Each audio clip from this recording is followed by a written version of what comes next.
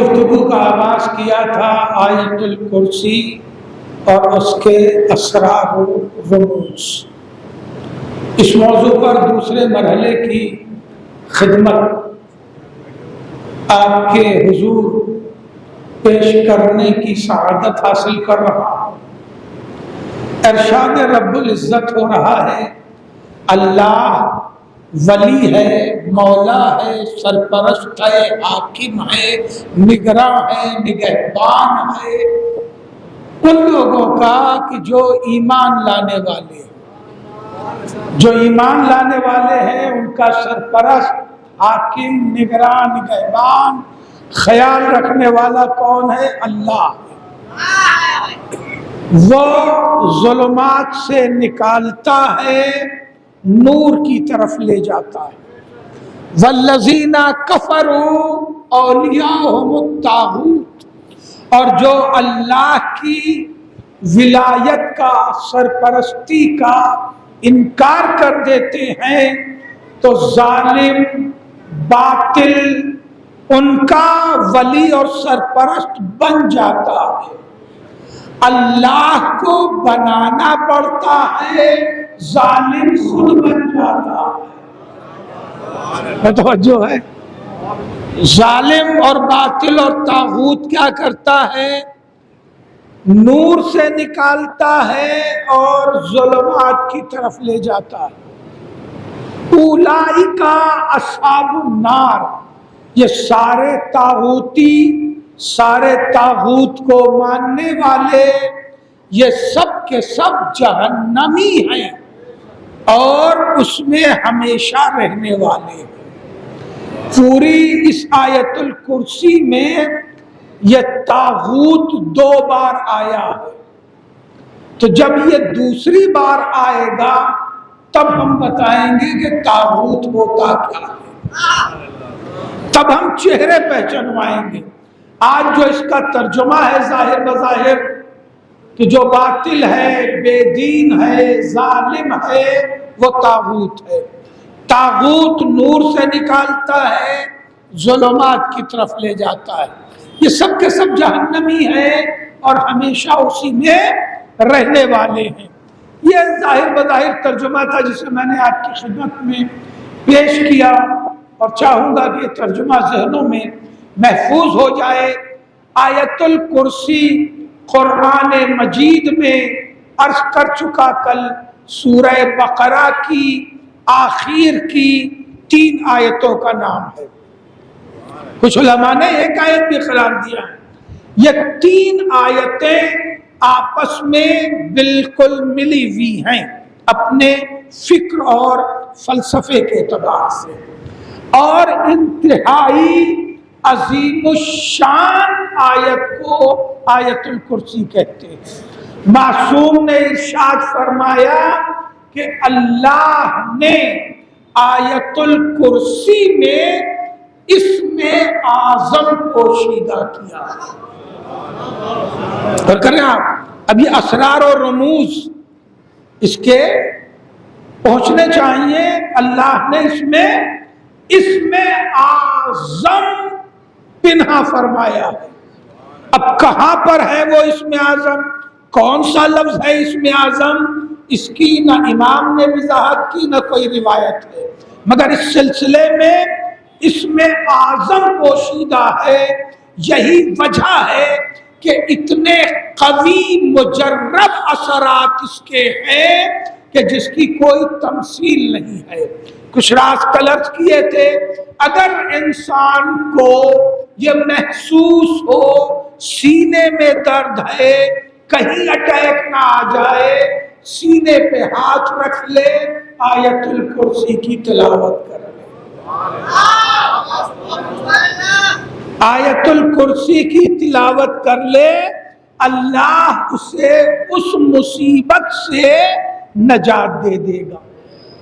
اور کریں آپ اسم اعظم کا مطلب کہ جس کے ذریعہ ہر امر کو آسان بنایا جا سکے. کوئی گنتی نہیں طے ہے کہ کون سا امر اس سے حل ہوگا.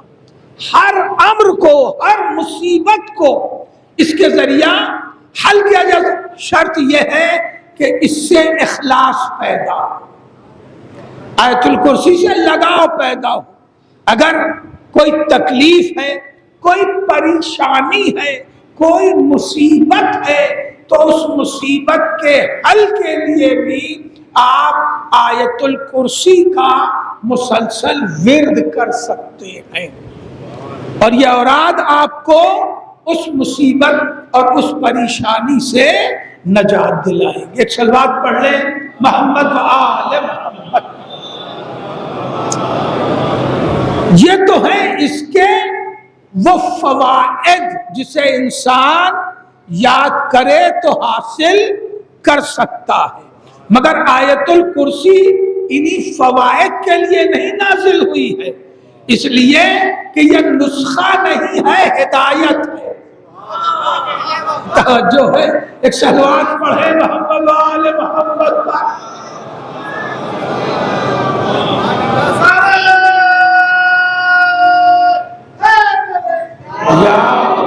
معصوم نے فرمایا کہ قرآن کی آیتوں کے ایک پہلو نہیں ہیں، کئی پہلو ہیں، ایک ظاہری معنی، ایک باطنی معنی، ایک مراد، اور امام نے فرمایا کچھ اس کے معنی اور مفاہیم تو وہ ہیں کہ جو صرف ہم اہل بیت جانتے ہیں۔ اب جملہ رہے گا نہ کرنا عزیزو، جسے صرف ہم اہل بیت جانتے ہیں، اسی لیے قرآن نے کہا ہے کہ اگر تم نہیں جانتے ہو تو صاحبان علم سے پوچھو۔ تو جو صلوات پڑھے محمد و آل محمد۔ ارشاد ہوتا ہے اللہ ولی ہے، مولا صاحبان علم کا، صاحبان ایمان کا۔ اللہ ولی ہے، مولا ہے صاحبان ایمان کا۔ یخرجہم من الظلمات الی النور۔ بڑی توجہ، گفتگو شروع کر چکا ہوں، تمہید میرے پاس تو ایک جملہ بھی نہیں ہوتی۔ اللہ آپ کے پاس کب آیا؟ آیت پڑھی ہے، روایت نہیں پڑھی ہے بھائی، کہ اللہ سرپرست ہے، تو جو سرپرست ہوتا ہے وہ زیر نگراں کے پاس آتا ہے، سمجھاتا ہے، نصیحت کرتا ہے، بتاتا ہے یہ کرو یہ نہ کرو۔ توجہ ہے، ایک صلوات پڑھ لیں محمد والے۔ آرام سے ادھر آ جائیے، آپ اپنی جگہ آ جائیے، کوئی حرج نہیں، آ جائیے آئیے، ٹیک لگا کے بیٹھیے۔ تو میں گزارش کر رہا تھا کہ اللہ آپ کے پاس کب آیا؟ کہ میں اللہ ایک ہوں۔ دیکھیے آپ کو مجھے میرا ساتھ مصائب تک دینا ہوگا اور بڑے سلسلے سے چلنا ہوگا۔ اللہ کے پاس کب آیا کہ میں اللہ ہوں اور میں ایک ہوں؟ اور دیکھو یہ دین ہے، یہ شریعت ہے، یہ اچھائی ہے، یہ برائی ہے، یہ کرو یہ نہ کرو۔ آیا اللہ؟ نہیں آیا، اور وہ دعویٰ کر رہا ہے اللہ ولی الذین آمنوا، میں صاحبان ایمان کا سرپرست پالنے والے، میں تجھ پر ایمان رکھتا ہوں، مگر تو آیا نہیں میرے پاس کبھی میری ہدایت کرنے کے لیے۔ قدرت نے آواز دی، ہم نے ولایت کا ایک پینل بنایا ہے۔ بھائی توجہ، ہم نے ولایت کا ایک پینل بنایا ہے۔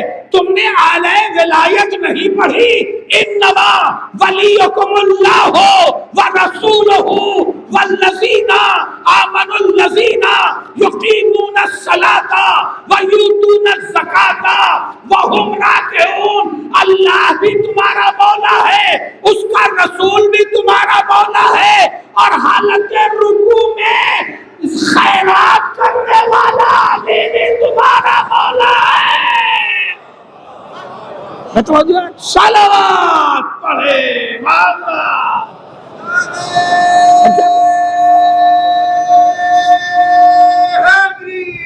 یا اللہ نہیں آئے گا، وہ ولی ہے، سرپرستی کر رہا ہے، مگر ڈور ٹو ڈور آ کے نہیں کرے گا، ڈور ٹو ڈور رسول جائے گا، ہر گلیوں میں رسول جائے گا، ہر منزل پر رسول جائے گا کہ میں مولی ہوں، مولا ہوں، مگر میں نہیں آؤں گا ہدایت کرنے کے لیے، میں تمہارے پاس اپنا رسول بھیجوں گا۔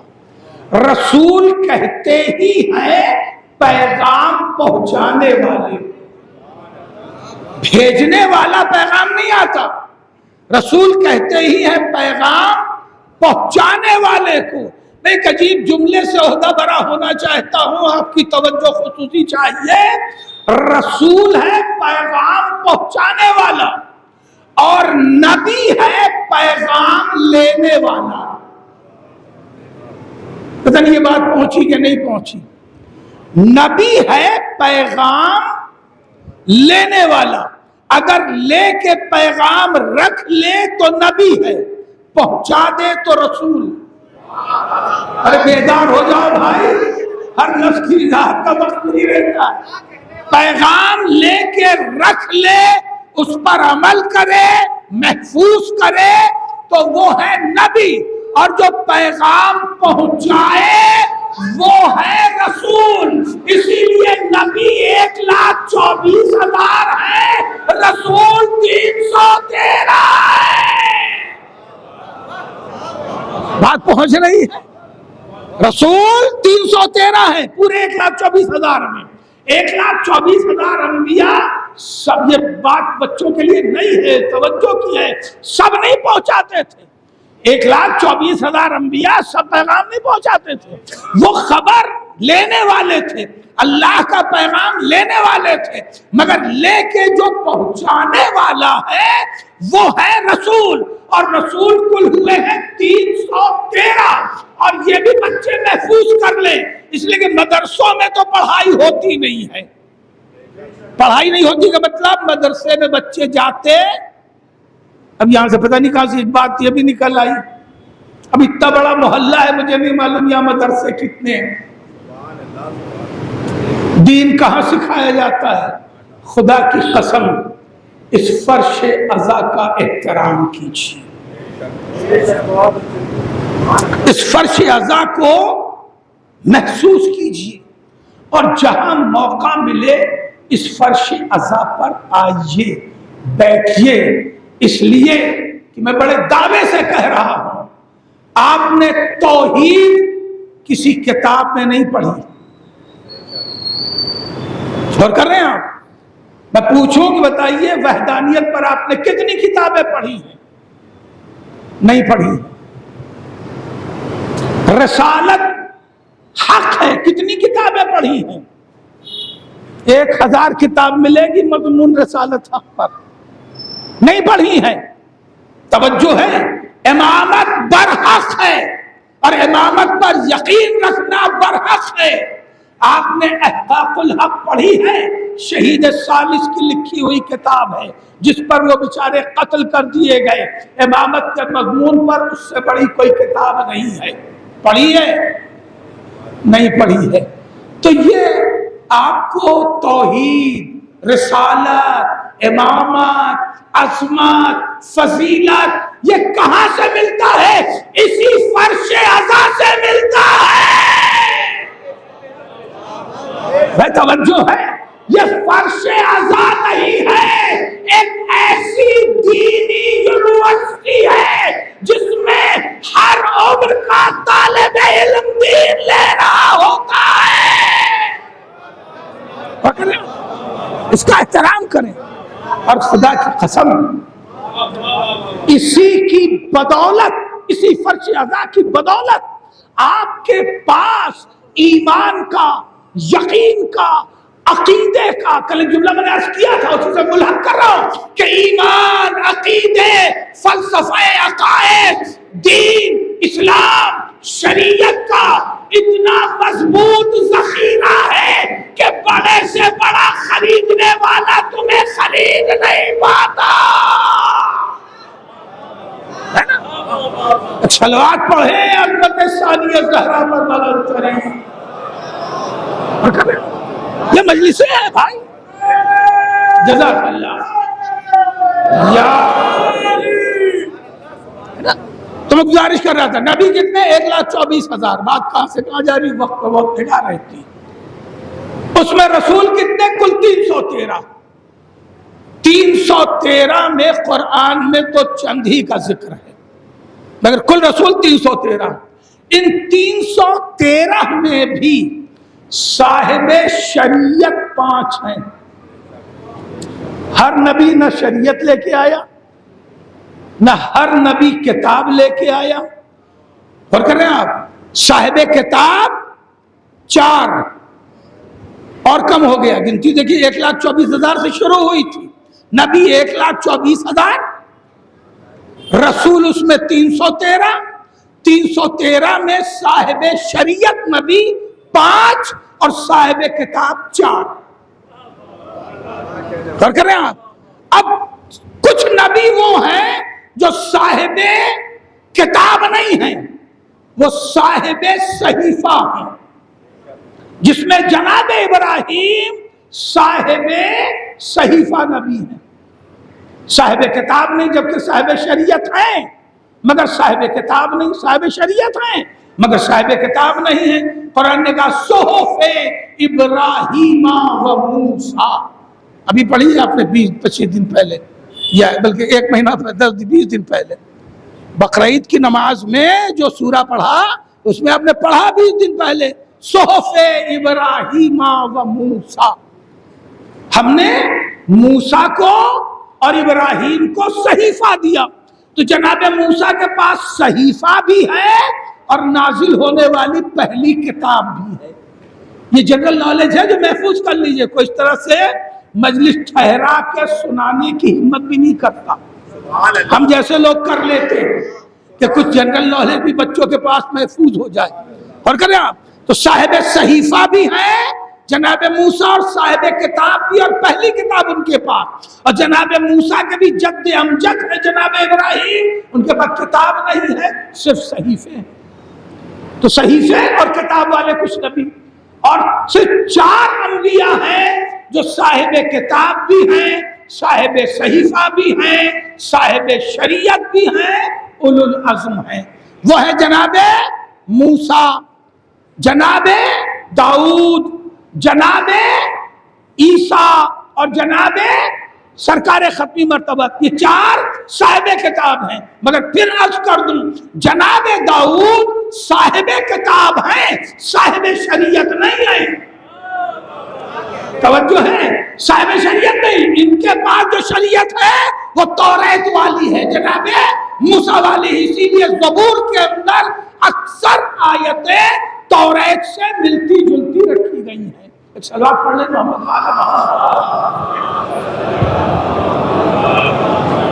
آپ حضرات. اگر پنکھا دیکھ دیکھ کے تھوڑا سمٹ جاتے تو اچھا تھا, مگر پنکھا دیکھ دیکھ کے. ایک سلوات پڑھ لیں محمد کیونکہ مجمع آ رہا ہے, کہیں سے مزید زحمت نہ ہو. ایک بار مل جل کے جاگتی ہوئی سلوات پڑھ لیں محمد.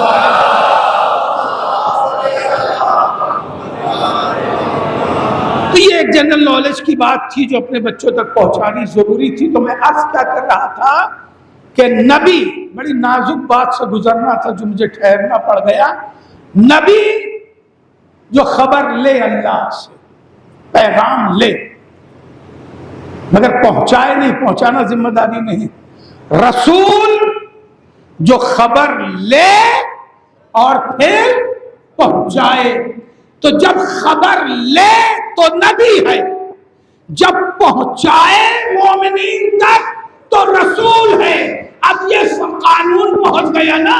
اب یہ لفظی ترجمے میں بھی ہے, اصول میں بھی ہے, علم کلام میں بھی ہے. تو بات پہنچنی چاہیے کہ رسول وہ کہ جو خبر لے اور پہنچائے, نبی وہ کہ جو خبر لے. اب میری سمجھ میں نہیں آتا, عالم اسلام یہ تو مانتا ہے کہ مصطفیٰ 40 سال میں رسول بنے, مگر اس سے پہلے انبر تھے. بھائی پہلے نبی ہوتا ہے تب رسول بنتا ہے. گیا. توجہ ہے. وہ رسول بن ہی نہیں سکتا کہ جو پہلے نبی نہ ہو. اب مل جل کے سلوات پڑھ لے محمد آل محمد. قرآن آواز دے رہا انما ولیکم اللہ. دیکھو ہم نے ہدایت کا ایک پینل بنایا ہے. بڑی اہم گفتگو سودا برا ہونا ہے. ہم نہیں آتے تمہیں ہدایت کرنے کے لیے, ہم رسول بھیجتے. تو تمہارا ولی, تمہارا مولا, تمہارا حاکم, تمہارا سرپرست, ساری لفظوں کو قبول کیجئے گا. مولا, حاکم, سرپرست, ذمہ دار تمہارا کون ہے؟ میں ہوں. اور پھر میرے بعد کون ہے؟ رسول. انما ولیکم اللہ ورسولہ. رسول تمہارا ولی, حاکم, ذمہ دار, مولا ہے. اور پھر ارشاد ہوتا ہے والذین آمنوا الذین یقیمون الصلاۃ ویؤتون الزکاۃ وہم راکعون. اور رسول کے بعد تمہارا مولا, تمہارا سرپرست, تمہارا حاکم, تمہارا نگراں, تمہارا ذمہ دار, تمہارا خیال رکھنے والا وہ ہے جو حالت رکوع میں زکات دے. تمام معتبر مفسرین نے لکھا کہ علی کے علاوہ کسی نے زکات نہیں دی. توجہ ہے. حالت رکوع میں زکات مولا کائنات نے دی. تو پینل مکمل ہو گیا. ہدایت کس کے ذریعے آ رہی ہے؟ اللہ. اللہ سے رسول پالنے والے. تو نے اپنا تو نام بتایا انما ولیکم اللہ, رسول کا نام نہیں لیا, منصب بتایا ورسولہ. وہ محمد نہیں ہے. اللہ تمہارا مولا ہے, اللہ نے اپنا نام لیا. ورسولہ, رسول کا منصب بتایا. جملہ رہے گا نہ کرنا عزیزوں. اور پھر رسول کے بعد نہ نام بتایا نہ منصب بتایا بلکہ کردار بتایا. توجہ ہے کہ اور وہ تمہارا مولا ہے جو حالت رکوع میں زکات دیتا ہے. پالنے والے, تو نے یہاں نام کیوں نہیں لے لیا؟ یہ کردار کیوں بتا دیا؟ قدرت آواز دے گی ہم نے اپنا نام لیا کیونکہ دوسرا اللہ نہیں ہو سکتا. مصطفیٰ کا منصب بتایا ہے کیونکہ اسے ہم نے رسول بنایا ہے. مگر اس کے بعد کردار اس لیے بتایا کہ نام چرایا جا سکتا ہے, کردار چرایا نہیں جا سکتا.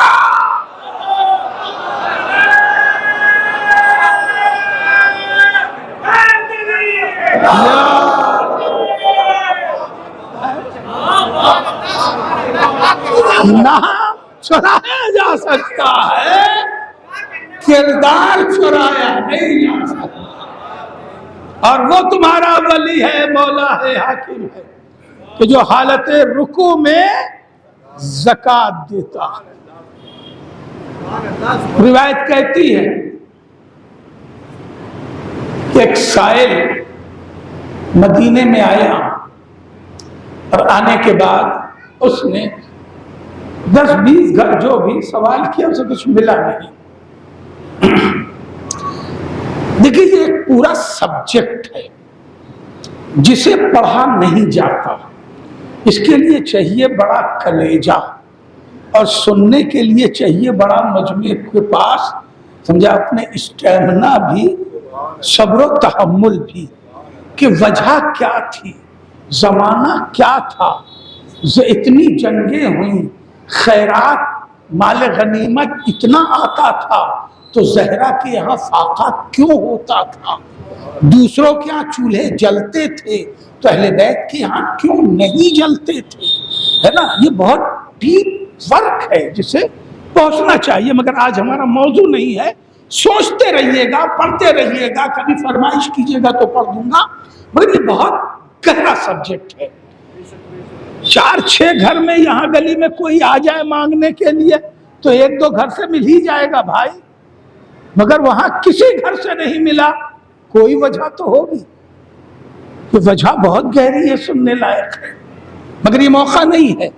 وہ آ گیا مسجد میں، مسجد نبوی میں، پھر ذرا ٹھہر کے سن لیجئے، مسجد نبوی میں آیا تو دیکھا 2 لوگ یہاں ہیں، 4 لوگ وہاں ہیں، 8 لوگ وہاں ہیں، تو آپ ایک بات سمجھ لے کہ عہد رسالت میں کوئی کمیونٹی سینٹر نہیں تھا، کوئی کمیونٹی ہال نہیں تھا، کوئی ایسی جگہ نہیں تھی جہاں لوگ جمع ہوں۔ رسول نے ایک مسجد بنوائی جسے مسجد نبوی کہتے ہیں، اسی مسجد نبوی میں نکاح بھی ہوا، اسی میں طلاق بھی ہوا، جو اب شادی حالوں میں ہوتا ہے اور لاکھوں لاکھ خرچ کر کے ہوتا ہے، اسی میں جہاد کے فلسفے پہ بھی گفتگو ہوئی۔ کہاں؟ مسجد میں۔ اب مسجد میں کوئی 2 مومن بھی اگر یہ کہہ دے کہ آج کل ذرا بزنس میرا خراب چل رہا ہے، تو تیسرا کہتا ہے بھیا اللہ کا گھر ہے یہاں، یہ سب بات مت کرو لو، کہتا ہے کہ نہیں کہتا ہے؟ کسی نے کہا وہ ہماری بھائی بیٹی کے لیے ذرا رشتہ چاہیے، کہنے لگے جا کے یہ گھر پہ بات کی یار یہ مسجد ہے، اللہ کا گھر ہے۔ ارے بھائی رسول نے سارے معاملات حیات کے لیے مسجد ہی کو بنیاد بنانا، جینا، بچے، اولاد، تربیت، اس پر گفتگو نہیں کی۔ توجہ ہے، مسجد کو ہم نے چھوڑ دیا نماز کے لیے، امام باڑے کو ہم نے چھوڑ دیا مجلس کے لیے، اور نکڑ نکڑ کھڑے ہو کے باتیں کرتے رہتے ہیں۔ توجہ ہے، نکڑ نکڑ کھڑے ہو کے باتیں کرتے رہتے ہیں، 30 سال کے اوپر ہیں، ریسٹورنٹ میں ہے، پان کی دکان پر ہے، یہ آوارگی کی جگہ چھوڑو، بیٹھو یا امام باڑے میں بیٹھو یا مسجد میں بیٹھو، توجہ ہے، صلوات پڑھے محمد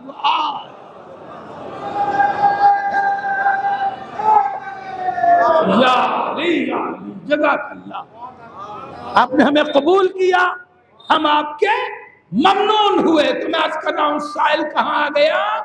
مسجد نبوی میں، اور آنے کے بعد کہا اے بھائیو میرے لیے کچھ مدد کر دو، میں سائل ہوں، ضرورت مند ہوں، مگر لوگ آپس کی باتوں میں اتنا مصروف تھے، 2 یہاں، 4 وہاں، 3 وہاں، دنیا باتوں میں لگی تھی، علی نماز میں تھے۔ مسجد وہی ہے، ایسا نہیں ہے کہ مولا کائنات نے سب کو بھگا دیا، بھاگو یہاں سے ہمیں نماز پڑھنی ہے۔ ایک کونے میں مولا کائنات عبادت کر رہے ہیں، اور یہ عبادت مستحبی ہے، واجبی نہیں ہے۔ یہ 2-3 باتیں بڑی نازک ہیں، یہ مستحبی ہے کیونکہ واجب نماز رسول پڑھاتے ہیں، سب لوگ مل کے پڑھتے ہیں، نماز کے وقت کوئی گپ نہیں لڑاتا، کوئی بات چیت نہیں ہوتی، تو جماعت نہیں ہو رہی ہے، مولا کائنات اپنی عبادت میں مصروف ہیں۔ اور کر رہے ہیں آپ سوائق محرقہ کے خالق ابن حجر تک نے لکھا ہے، سوائق نماز میں مصروف ہے، اس نے لوگوں سے سوال کیا مگر کسی نے جواب نہیں دیا، کسی نے 4 جرار مصرے، جرار اکبر آبادی کے 4 مصرے پتہ نہیں کہاں سے ذہن میں ہٹ کر گئے۔ وہ کہتے ہیں کیوں چلے آتے ہیں سائل ایک فاقہ کش کے گھر،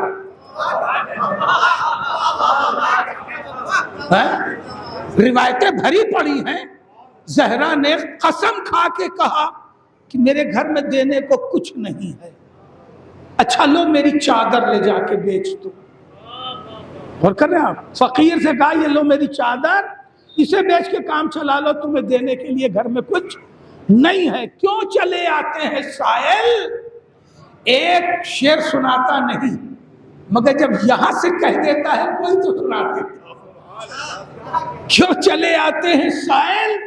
ایک فاقہ کش کے گھر، کیا مدینے بھر میں دروازہ کھلا کوئی نہ تھا؟ کیوں چلے آتے ہیں سائل؟ ایک فاقہ کش کے گھر، کیا مدینے بھر میں دروازہ کھلا کوئی نہ تھا؟ تو اے روایت کے اسیروں لو درایت کی خبر. درایت منظر کو کہتے ہیں، روایت کہی ہوئی باتوں کو کہتے ہیں. اے روایت کی اسیروں لو درایت کی خبر، سب غنی تھے نام کے، حاجت روا کوئی نہ تھا.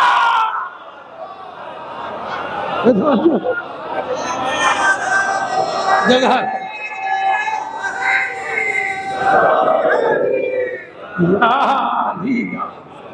حضرت مل جل کے صلوات پڑھ لے محمد.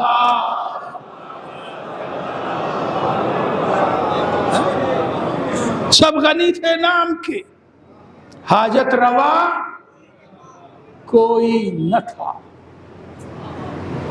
اس نے سوال کیا، کوئی جواب نہیں ملا. تو سائل تھا، سمجھدار تھا. مسجد نبوی اپنی عظمتوں کے اعتبار سے دوسرے درجے میں ہے. سب سے پہلے درجے میں ہے مسجد الحرام کعبہ، اس کے بعد ہے مسجد نبوی قبولیت دعا کے لیے، مغفرت کے لیے، اور کر رہے ہیں آپ اپنی طلب حاجت کے لیے. اسی لیے میں اکثر کہا کرتا ہوں، اب یہ پیغام میرا ہے کہ حج کے انتظار میں اپنی جان سے مت جاؤ.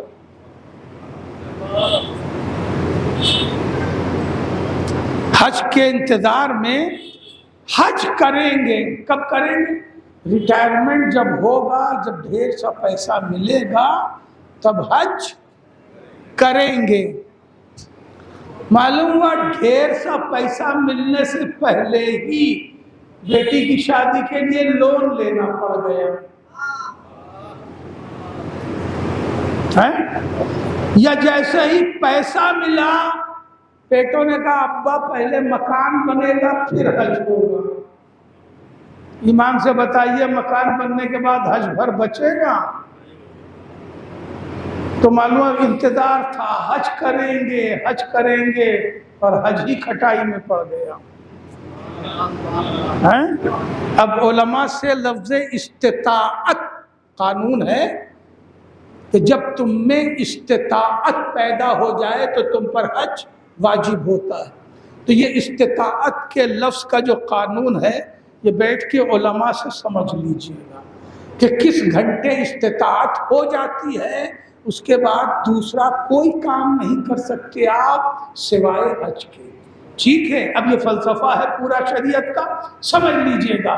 میری گزارش دوسری ہے کہ حج کے انتظار میں جان مت کھو. جب استطاعت ہوگی کر لینا، اس سے پہلے عمرہ کر لو تو نہیں ثواب مل جائے گا. کریں آپ عمرہ 50 60 70 80 90 ہزار تک میں ہو جاتا ہے. میں عمرہ کرنے کی بات کر رہا ہوں، سعودیہ سے گولڈ خریدنے کی بات نہیں کر رہا. اگر ایسا کوئی خیال ہے تو اس کا اسٹیمیٹ الگ بنائیے گا. مگر ایک عمرہ الگ الگ زمانے میں 60 سے 90 ہزار تک میں ہو جاتا ہے. ہو جاتا نا بھائی عامر صاحب؟ آپ تو ماشاءاللہ عمرہ کر چکے ہیں. ہو جاتا ہے. تو بھیا 60 70 ہزار میں عمرہ کر لیجئے. جس کے پاس استطاعت نہیں ہے اسے عمرے میں اتنا ہی ثواب ملے گا جتنا حج میں ملنے والا. توجہ ہے؟ اور یہ اس لیے کہہ رہا ہوں کہ جائیے گا تو کم سے کم چند معصومین کی زیارت بھی کر لیجیے. باب الحوائج کی والدہ کی بھی زیارت ہو جائے گی، جس کا کلمہ پڑھتے ہیں اس کی بھی زیارت ہو جائے گی۔ توجہ ہے، طواف خانہ کعبہ الگ نصیب ہوگا، صحیح الگ نصیب ہوگی، گناہوں سے آپ ویسے ہی پاک ہو جائیں گے جیسے حج کا قانون ہے۔ توجہ ہے، ایک صلوات پڑھ لے محمد و آل محمد پر۔ جزاک اللہ اللہ طویل یا رسول اللہ یا عزیزو، مجھے دور تک سفر کرنا ہے، دامن وقت میں گنجائش کم ہوتی جا رہی ہے، تو میں گزارش کر رہا تھا کیوں میں نے حج و عمرہ چھیڑ دیا کہ آپ جائیں تو کم سے کم دیکھیں تو کہ مسجد نبوی کتنی بڑی ہے۔ ہم تو زبانی پڑھتے جائیں گے، جدید میں بھی قدیم مسجد نبوی کا ڈھانچہ آج بھی الگ سے آئیڈینٹیفائی کیا ہوا ہے کہ بھئی یہ ہے قدیم مسجد۔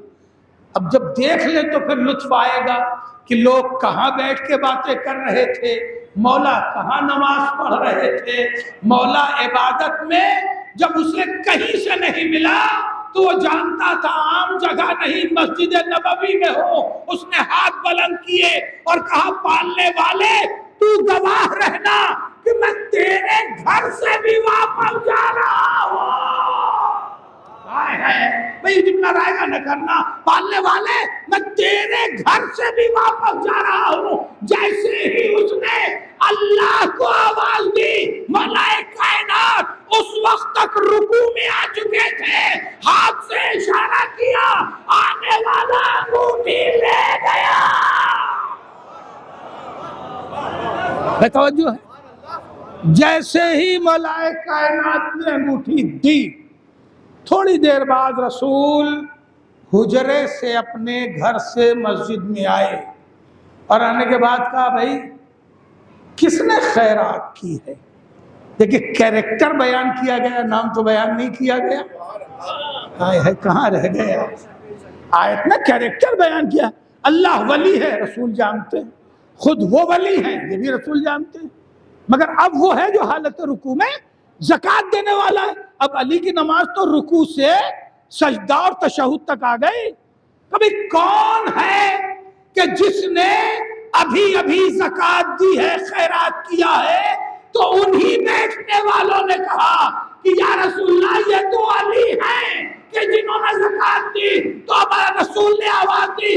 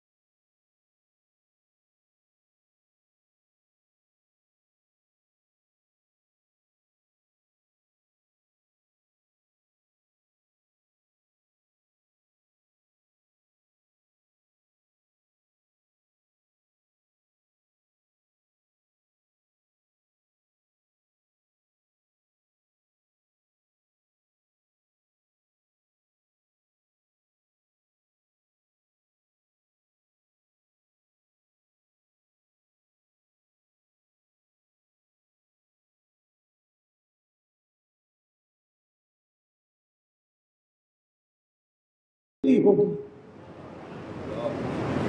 آج سے 50 سال پہلے آپ کے زیدی فارم میں بھی 100-200 میں زمین ملتی تھی. ساتھ دے رہے ہیں, گھبرا تو نہیں گئے میرے جملوں سے ہیں؟ مثال لینے میں ذرا بے باک ہوں. 150 سال پہلے اگر آپ جائیں کہیں زمین خریدنے کے لیے تو 500 400 500 روپے میں بیگھا زمین ملتی تھی. اگر 1000 روپے بیگھا بھی زمین 50 سال پہلے ملتی تھی تو 60,000 کی قیمت میں زمین کی لمبائی اور چوڑائی نکال کے بتاؤ کہ حسین نے اتنی لمبی چوڑی زمین کیوں خریدی ہے. عزاداران حسین کو جملہ لائقہ نہ کرنا, تمہیں قسم دے رہا ہوں حسین نے 60,000 کی کئی کلومیٹر کی زمین صرف اس لیے خریدی کہ ہمارے خون ہماری زمین پر گرے, غیر کی زمین پر نہ گرے. زمین مول لی ہے مزاروں کی خاطر, زمین پر شہیدی نشان کھینچتے. کاہے کے لیے زمین لی ہے؟ اپنا خون بہانے کے لیے, اپنی قبروں کے لیے. مولا ابھی ہمارے ناظم صاحب نے ایک شعر پڑھا تھا, وہ شعر تو اب یاد نہیں رہا, جناب حر کے سلسلے سے وہ آپ نے ایک شعر پڑھا تھا. میں اس کی دلیل میں یہ جملہ دے رہا ہوں کہ اتنی طویل زمین حسین نے اسی لیے خریدی تھی کہ حر کے قبیلے والے حر کا لاشا لے کے جائیں گے مگر میری زمین کے باہر نہ جا سکے. میرے چاہنے والا, مجھ پر قربان ہونے والا میری ہی زمین پہ دفن ہو. مولا یہ زمین کیوں خرید رہے ہیں؟ صرف قبروں کے لیے؟ ناز کرو, اپنے آقا پہ ناز کرو. کہا نہیں, میں صرف اس لیے نہیں خرید رہا ہوں کہ صرف میں یہاں دفن ہوں گا. سنو, یہ زمین جو زمین کربلا ہے, یہ آج زمین کربلا ہے, مگر میرا خون بہنے کے بعد یہی زمین زمین خاک شفا ہو جائے گی. میں نے اس لیے خریدی ہے کہ جب میرے چاہنے والے خاک شفا لے جائیں تو غیروں کے احسان مند نہ ہو. میرے عزادار ہیں تو میرے احسان مند رہے. کئی زمین اللہ اکبر 60,000 درہم, بڑی روایت ہے 40,000 درہم حسین نے زمین خریدی. جب حسین زمین خریدنے لگے, بس گفتگو تمام ہو رہی ہے چیزیں, خریدنے لگے تو شاہزادی زینب نے اپنے بھیا کے پاس پیغام بھجوایا, بھیا میں نے سنا ہے کہ آپ زمین خرید رہے ہیں, میرے بھیا زمین ضرور خریدیے مگر یہ زمین میرے علی اکبر کے نام سے لے لیجیے گا, میں علی اکبر کا پیار رچاؤں گی.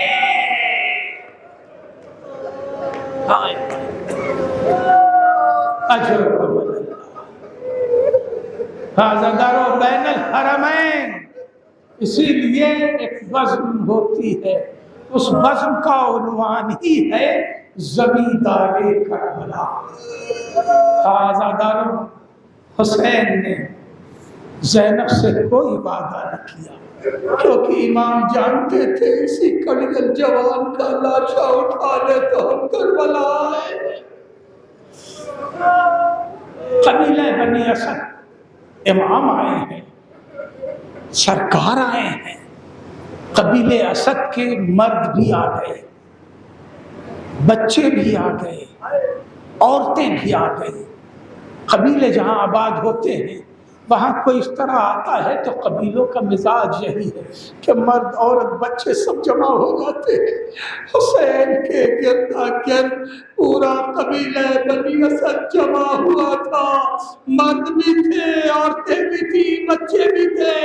امام علیہ السلام نے زمین کا پیسہ دیا اور اس کے بعد لیا اور اس کے بعد قبالہ لکھا، اور قبالہ لکھنے کے بعد پیسہ دیا اور اس کے بعد قبالہ لکھا، پیسہ دیا اور پھر قبالہ لکھا کہ یہ زمین حسین ابن علی نے بنی اسد سے خرید لی ہے، اب اس کی ملکیت ہماری ہے۔ اور اب اس کے بعد امام کہتے ہیں اے بنی اسد والو، یہ زمین اب ہم تمہیں واپس کرتے ہیں، یہ زمین اب ہم تمہیں واپس، مولا پیسے دے دیے آپ نے، اب زمین کیوں واپس کر رہے ہیں؟ کہا سنو، ہم ایک دن یہاں شہید ہو جائیں گے، میرے مرنے کے بعد میرے چاہنے والے آئیں گے، یہ زمین اس لیے دی ہے کہ جب چاہنے والے آئے تو انہیں 3 دن مہمان رکھنا، ارے وہ محسوس تو کرے میرا آقا 3 دن بھوکا پیاسا کیسے رہا۔ بس گفتگو تمام ہو گئی۔ امام نے زمین واپس کر دی، میل نہیں، 2 میل نہیں، 50 میل کی زمین۔ کربلا، مشہد تو تھوڑی سی جگہ پر ہے نا، باقی زمین قبیلہ بنی اسد کے لوگوں کی تحویل میں تھی، اور قبیلہ بنی اسد والے کل سے لے کے آج تک ظاہر امام کا اہتمام کرتے ہیں۔ جا کے کربلا دیکھ لو، سال بھر وہ اپنی کمائی جمع کرتے ہیں اور عزادار پر یہ کہہ کے خرچ کرتے ہیں میرے جد نے میرے آقا سے وعدہ کیا تھا۔ عزاداروں، امام نے زمین بھی واپس کر دی، پیسہ بھی دے دیا، قبالہ بھی لکھ دیا۔ یہ جملے محسوس کر لو، رونے کے لیے کافی ہوگا۔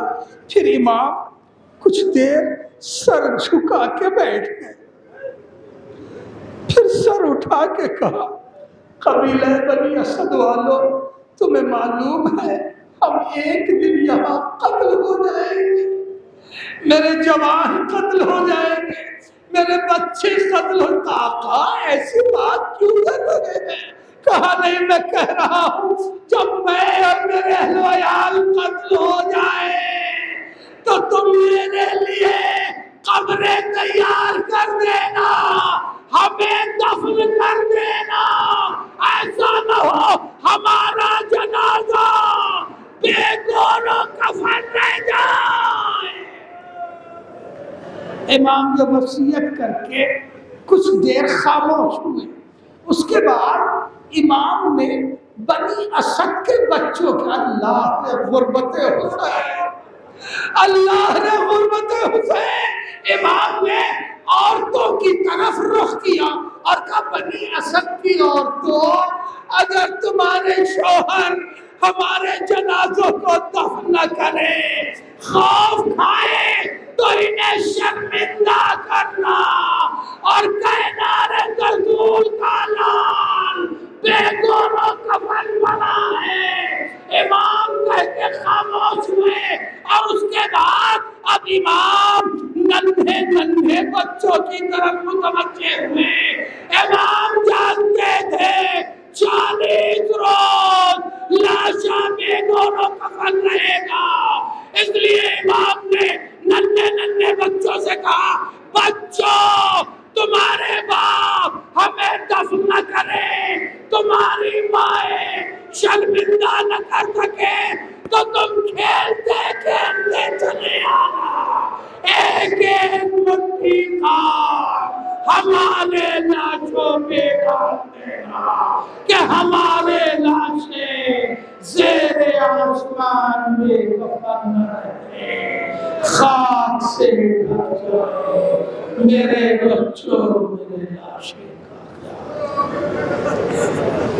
الا لعنت اللہ علی القوم الظالمین وسيعلم الذين ظلموا أي منقلب